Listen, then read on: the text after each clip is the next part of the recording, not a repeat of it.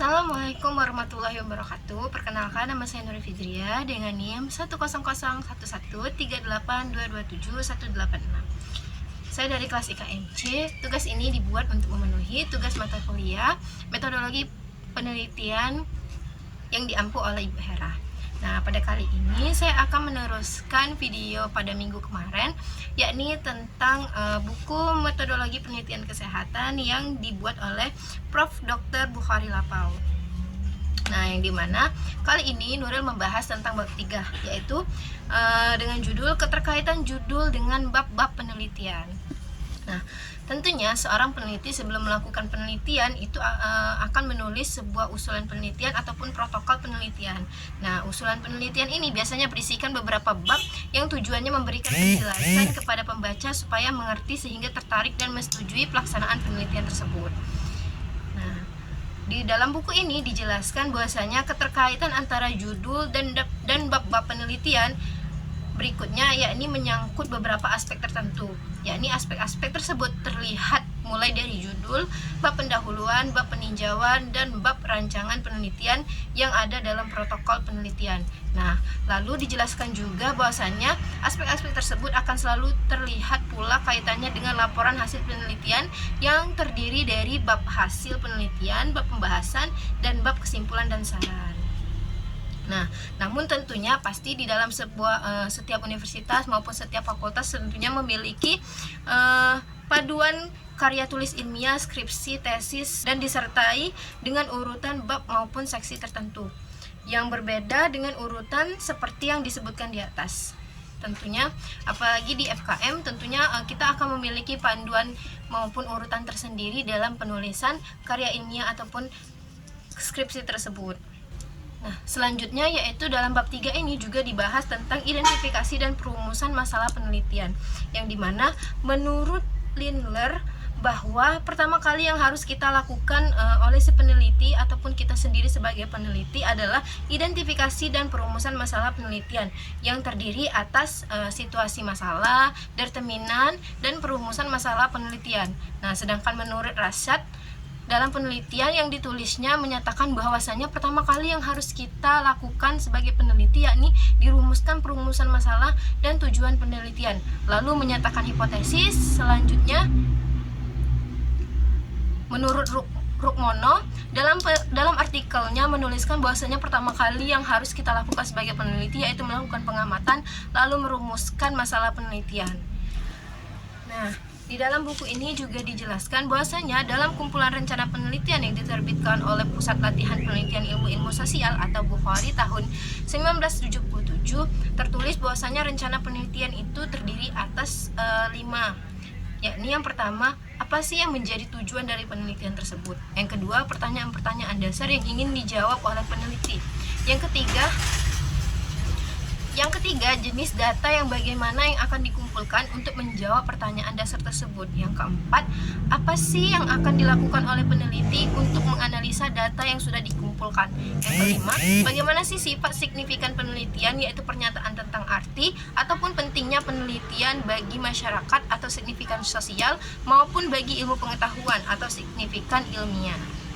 Selanjutnya dalam bab 3 ini juga dijelaskan tentang judul penelitian, karena judul penelitian ini pastinya pertama kali pembaca akan melihat judul penelitian yang sudah kita pilih sebagai suatu rumah ataupun sebagai suatu pembuka dari penelitian tersebut.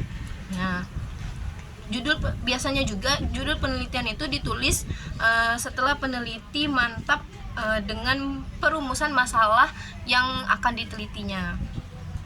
Nah, judul penelitian ini juga biasanya minimal terdiri atas situasi masalah, keterangan situasi masalah, keterangan tempat, dan keterangan waktu. Nah, di buku ini dijelaskan bahwasanya situasi masalah itu merupakan bagian yang sangat penting dalam judul penelitian, karena tanpa situasi masalah tentunya kita tidak akan tahu nih bagaimana judul dari penelitian tersebut ataupun bagaimana situasi pada masalah penelitian yang akan kita teliti. Nah, selanjutnya dijelaskan juga nih pada bagian D, yaitu pada bab pendahuluan.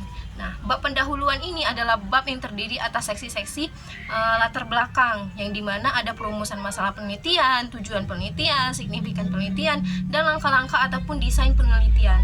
Nah, dalam latar belakang ini biasanya situasi masalah yang ada di dalam judul tadi itu didefinisikan atau dijelaskan secara singkat.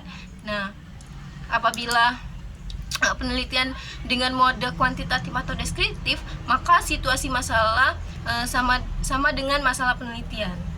Nah, bila bersifat analitik, maka keterangan situasi masalah ditulis pula dalam latar belakang. Nah, selanjutnya pada buku ini juga dijelaskan bahwasanya ada bab kajian pustaka atau yang biasa kita ketahui dengan bab 2.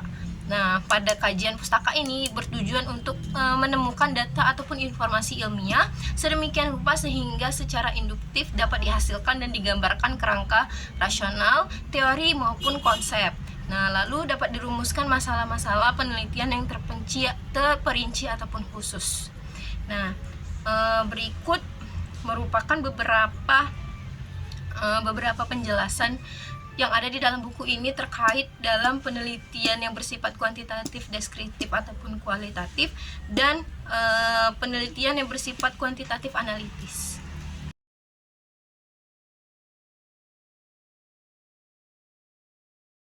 Selanjutnya yakni pada bab 3 ini juga dijelaskan bahwasanya ketika kita sudah melakukan bab kajian pustaka, selanjutnya yaitu bab tentang rancangan penelitian, yang dimana rancangan penelitian ini juga berbeda sesuai dengan metode yang kita ambil, antara metode kuantitatif deskriptif ataupun kuantitatif analitik. Nah, berikut akan saya jabarkan yang berdasarkan ada di buku ini. Check it out.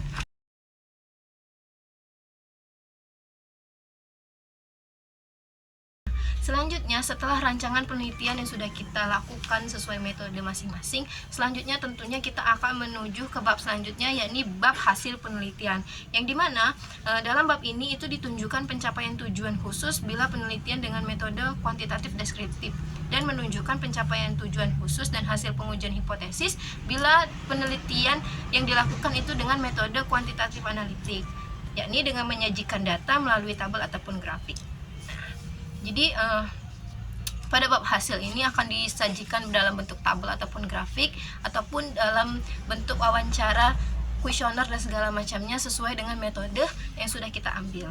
Nah, tentunya selanjutnya kita akan masuk ke bab pembahasan, yang dimana tujuan akhir dari seksi pembahasan ini adalah untuk menghasilkan signifikan penelitian, baik signifikan sosial maupun signifikan ilmiah. Yang tentunya pembahasan ini juga dibedakan berdasarkan metode penelitian yang sudah kita ambil. Berikut nanti akan saya tampilkan lebih lanjut berdasarkan penjelasan yang ada di buku.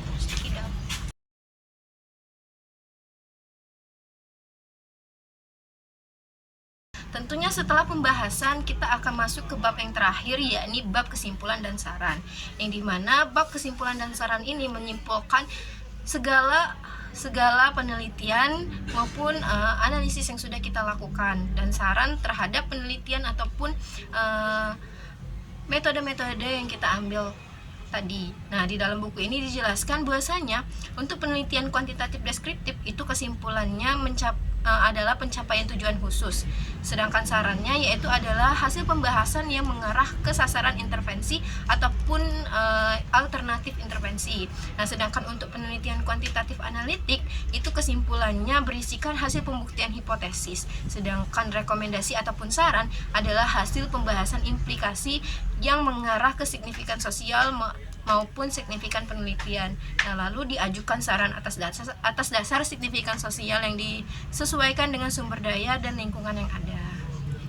Mungkin itu saja yang dapat saya jelaskan dari bab 3, yakni tentang keterkaitan judul dengan bab-bab penelitian.